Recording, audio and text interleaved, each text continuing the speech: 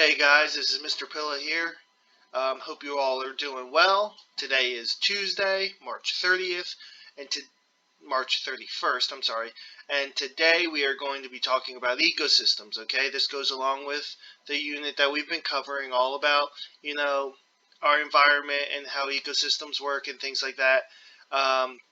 So the question I have for you today is, will an ecosystem stay the same forever?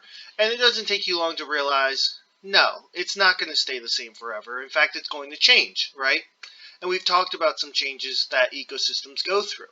But what we're going to talk about today is how these ecosystems change in a large way, in a major way, right? How these ecosystems essentially go through a complete overhaul of what they are, essentially. So, to begin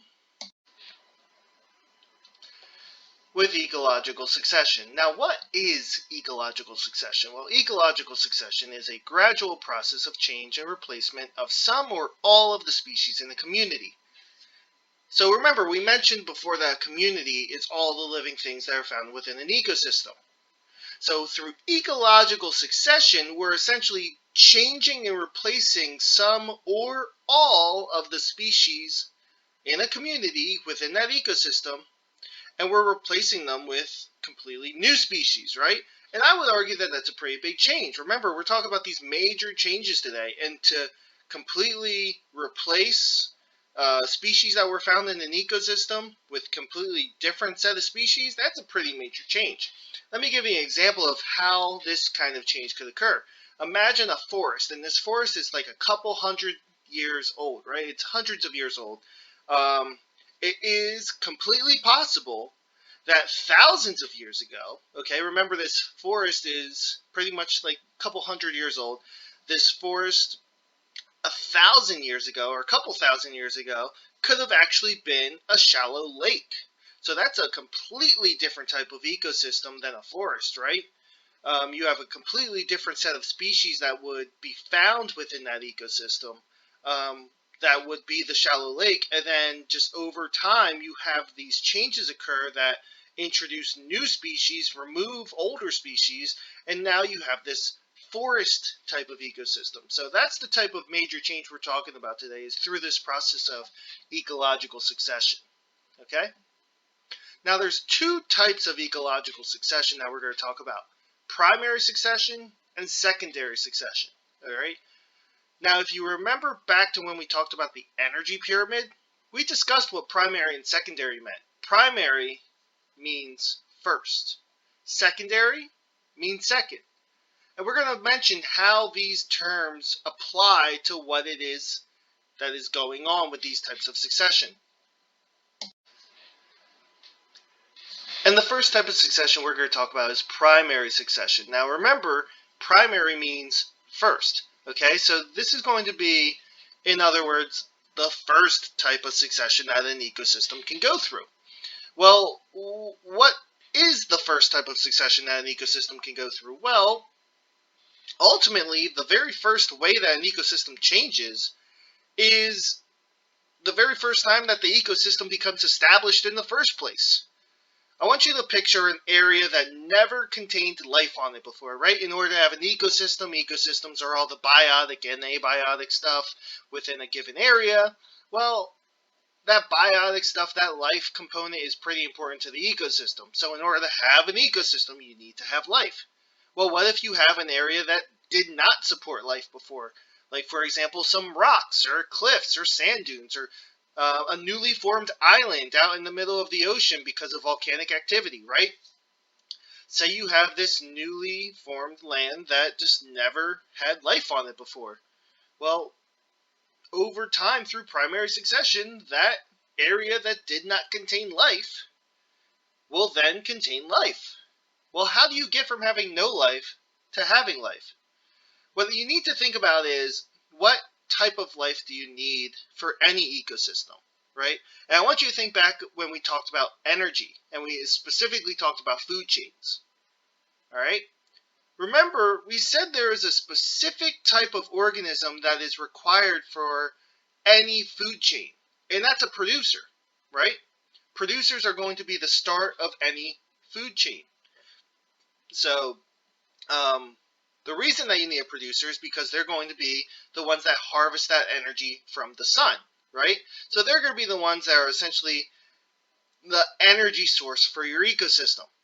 Well, how do you get producers? More specifically, in most land situations, um, what do producers need in order to survive? Well, most producers, as we had said before, require photosynthesis, right? So they need water, they need sunlight, they need carbon dioxide. Okay, we can supply all that. But one other major thing that most plants need is soil, right? And most of the time in these newly formed areas, these areas that did not contain life before, they usually don't have a fully formed soil. And the lack of that soil just makes it really difficult for any plant life to live there. That's why, in most of these cases, you need a pioneer species. Now, a pioneer is someone who discovers somewhere first, right? If you're the pioneer of something, you're sort of the first one to do this, right? So a pioneer species is that first type of organism that's found in these areas that did not contain life before. A lot of times these are producers that really don't require much care, right? They're able to live in these really harsh conditions that aren't necessarily the best places to live, but hey, they can do it, you know? Especially on like newly formed rocks, right? So imagine like these um, really close to the ground type plants, almost like a moss or something like that, that's able to just cover the rock, right? Over time, what they're capable of doing is breaking apart that rock. And breaking apart that rock releases a lot of the nutrients found within that rock, especially things like phosphorus, right? So over time, these pioneer species are able to break apart the rock and they're able to develop a soil, right? And actually also over time too, they, begin to die and then you have decomposers that come in and decompose them, which also adds to the soil. So over time, your soil begins to develop, right? And with a more developed soil, you then are able to introduce more of a diversity of plant life, right? And you're not immediately going to go to things like really large trees or anything like that, but you're going to introduce some plants that can now deal with the soil that's given. Once you introduce more plant life and more producers, you're now able to introduce some consumers as well. And over time, you introduce more producers, you introduce more consumers, and eventually you wind up with an established ecosystem. All right?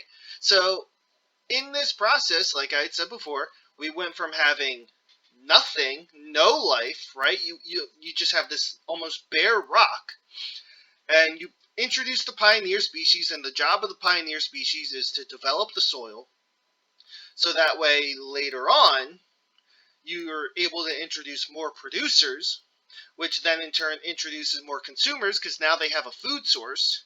And over time, you introduce more consumers, more producers, more consumers, more producers, and eventually you have that ecosystem. The next type of succession we're going to talk about is called secondary succession. Now, that name can kind of be a little misleading because, as I had mentioned before, secondary means second. But secondary succession can actually happen the third time succession happens, and the fourth time succession happens, and the fifth time succession happens. So to say that secondary is only going to happen second, that's a little misleading. Think of secondary succession more as just anything that's not primary succession, right? So what is secondary succession? Well, with primary succession, you went from having nothing at all, no ecosystem, to having a fully functioning ecosystem. With secondary succession, you're going from having an ecosystem that was already in place and having that ecosystem be completely redesigned, right? So it kind of goes back to that lake ecosystem that we talked about before that over time transformed into a forest ecosystem, right? Now, a lot of times, the reason why ecosystems, especially the communities within an ecosystem, change from one community to the next is typically because some sort of disaster occurs that actually wipes out that ecosystem. Okay, so with secondary succession, it's a process by which one community replaces another community that has been partially or totally destroyed. All right. Some examples of this are things like being destroyed by humans, destroyed by animals, natural processes such as storms, floods, earthquakes, volcanic eruptions, fires, right? Take a look at this picture here. This forest ecosystem was wiped out by a fire. All right. Um, so with secondary succession, as I said, you have this ecosystem that was in place. It got destroyed, but then was rebuilt. Now, the interesting thing about secondary succession is it's not guaranteed that you're going to wind up with the same exact type of community that you had before, right? It's not necessarily guaranteed that things are going to go back to exactly the way things were. When you have that blank slate through secondary succession, almost anything can happen, really, right? Take a look at this picture here. We have in our first panel a nice forested area. That forest burns down, okay? And we're left with, destruction, nothing there. Over time, though, organisms and different species begin to repopulate in that area. Now, this picture, again, is a little misleading because it makes it look like it sort of came back exactly the way that it was left, but that's usually not the case. Usually, that newly formed ecosystem is going to be completely unique to what it was before. All right. Now, one thing I want you guys to think about is the fact that primary succession is much slower of a process than secondary succession. Primary succession takes a really, really, really, really, really, really, really long time to fully develop. Whereas with secondary succession, it doesn't take nearly as much time. Now, why is that? Okay? Here's the reason. With primary succession and with secondary succession, there's one major difference between the two, and it's the presence of soil. With primary succession, remember, we didn't have a soil to begin with. We needed that pioneer species to develop the soil for us, and that takes a really long time to do. With secondary succession, that soil is already available, right? That soil is already in place. So you don't have to wait to develop a soil and hope that producers are going to come in. Those producers are already going to come in because the soil is ready and it's there. Okay? So that's why primary succession takes a lot longer to happen compared to secondary succession.